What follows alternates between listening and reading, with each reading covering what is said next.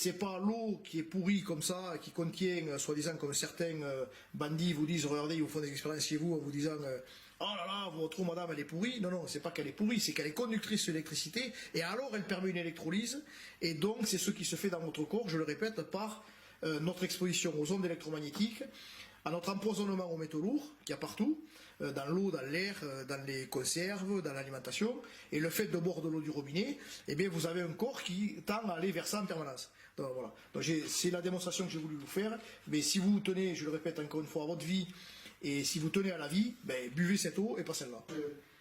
On vient de finir d'installer cet appareil là pour toi. Là.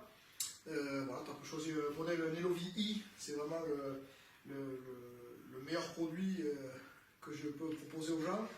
C'est un appareil qui est breveté, vous trouverez tous les renseignements sur le site internet elovi.fr. Vous trouvez ça sur internet, vous tapez sur Google elovi.fr, vous allez avoir toutes les caractéristiques techniques.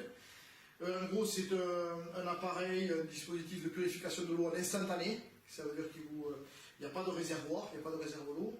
Il y a un afficheur qui est au bout là-bas, je ne sais pas si on le verra avec la caméra, on le verra tout à l'heure parce qu'on va faire des expériences plus près, qui vous donne la conductivité électrique de l'eau en permanence, en entrée et en sortie. Donc les gens peuvent très facilement vérifier le taux de purification et la qualité de l'appareil. Tu as mis un robinet une voie qui est là-bas avec un vortex au bout. Ça c'est un choix aussi, un bon choix d'avoir un robinet séparé. Et puis comme j'ai eu le contrôleur, voilà, merci pour ta confiance et puis on va regarder, on va faire des essais pour voir la qualité de l'eau. Voilà, allez à tout de suite. On attend qu'à l'afficheur l'eau se stabilise, qu'elle soit descendue le plus bas possible. Il y a toujours on appelle ça un temps de mise en charge des membranes en sens inverse. Vous avez, progressivement, ça fait comme une cloche, et l'eau remonte, et puis elle va rebaisser jusqu'à avoir sa purification optimum. Là, je pense qu'on y est, on est à 3. Et donc, on va prélever de l'eau purifiée dans ce verre ici. Après, on va faire l'expérience avec l'électrolyseur. Vous allez voir pourquoi c'est important de faire ça. Donc ça, c'est de l'eau qui est purifiée. Voilà. Et là, on va prendre de l'eau du robinet. Et voilà. Donc je referme. Et là, ah oui, non, si je vais vous montrer quelque chose encore, qui est très important, c'est que ici, vous avez le taux en milligrammes par litre d'une eau purifiée qui est à 2 mg par litre. Et on va regarder l'eau qui rentre, à combien elle est. Elle est ici à 95 mg par litre. C'est pas très élevé, mais c'est pas parce que c'est pas très élevé que l'eau est potable. Vous voyez, nous, chez nous, dans les Hautes-Pyrénées, il est utilisé un fongicide qui perce les tuyauteries. Beaucoup de plombiers confirmeront ce que je dis. Ils ont eu des formations même là-dessus pour changer les polyéthylènes de compteur d'eau, parce que ce fongicide bouffe les tuyaux. Et alors que chez nous, la conductivité, elle est à peu près pareille, elle est à 80-90. C'est pas parce que la conductivité, elle est moins importante que sur Perpignan, où ils sont à 300 ou 400, que c'est vrai que ça ne comporte pas des éléments nocifs et très dangereux pour nous. Voilà. Donc moi, ce que je fais, c'est que je purifie l'eau au maximum. Vous allez voir ici, là on est à 2 ppm, c'est parfait. Voilà. Et maintenant, on revient pour faire l'électrolyseur. On va voir ce qui se passe avec quand on fait une électrolyse dans le net. Ça s'appelle un électrolyseur. Alors qu'est-ce que c'est? C'est un petit appareil qui va faire passer un courant électrique entre une anode et une cathode. Donc il y en a une qui est en fer et l'autre est en aluminium.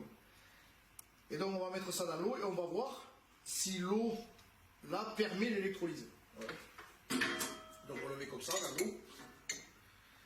On le branche.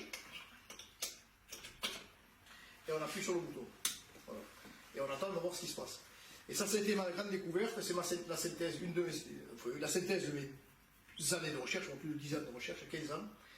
C'est qu'en fait, nous sommes, en tant qu'organisme vivant, des piles électrochimiques, et nous ne devrions boire que de l'eau qui est la moins conductrice d'électricité. Et donc, il y a les mêmes caractéristiques que l'eau de pluie. Et on s'est fait avoir en nous disant qu'on pouvait boire de l'eau du robinet. Mais l'eau du robinet, vous allez voir, c'est une des deux qui va se mettre à changer de suite de couleur. C'est celle-là, qui était à 94 mg par litre, on le voit déjà de suite. Qu'est-ce qui se passe? Il y a une électrolyse qui est permise. Donc, comme nous sommes de plus en plus intoxiqués aux métaux lourds, par l'alimentation, par l'air, partout, et comme on est dans un environnement électromagnétique, on est traversé par des courants, et si on boit en plus de l'eau du robinet, qui est elle conductrice d'électricité, eh bien notre corps doit lutter contre ce phénomène physique. Et donc il doit éliminer ses déchets. Que si on boit de l'eau pour laquelle on est fait, qui est de l'eau de pluie, ou de l'eau qui est très peu conductrice d'électricité, et bien ce phénomène est beaucoup moindre, quoi. Et donc on est moins sensible aux ondes et moins aux toxiques qu'on a dans le corps, quoi. Voilà. C'est cette eau, comme disait Jean Rousseau, c'est cette eau qu'elle buvait, elle buvait de l'eau de pluie, qui a ces caractéristiques-là. C'est une eau qui est très peu conductrice d'électricité, et c'est une eau qui est faite pour emporter et non pour apporter. Voilà. Alors aussi on s'est fait un petit peu avoir, hein, en écoutant des pseudo-experts, on nous dit qu'il faut boire de l'eau qui apporte. Non, l'eau est faite pour ce qu'elle emporte et non pas pour ce qu'elle apporte. Ça, c'est déjà de Rousseau. Voilà, on vient d'arrêter, ça fait 5 minutes, vous voyez, au bout de 5 minutes, vous avez vraiment une oxydation des métaux dans l'eau, de ces électrodes, qui sont le fer et l'aluminium. Ici, vous voyez que l'eau, c'est légèrement coloré parce que l'eau est pratiquement pure. Donc, c'est pas de l'eau ultra pure, parce que c'est pas le but de faire de l'eau ultra pure, mais d'une qualité très supérieure. Et donc, vous avez une légère oxydation des métaux. Et vous avez aussi, là on peut le voir, bon, vous ne pouvez pas le voir vous, mais le verre est très chaud, donc il y a une augmentation de la température. Ce qui pourrait expliquer pourquoi certains se demandent pourquoi le corps est à 37,5 et non pas à 36, ce qui devrait être. Je pense que ça peut être une explication, mais ça serait à des chercheurs de vraiment étudier et nous expliquer si ce que je pense être fondé peut être une explication. Voilà. Maintenant, je ne suis pas docteur ni scientifique, c'est à ces gens-là à m'apporter la contradiction ou la preuve. Voilà.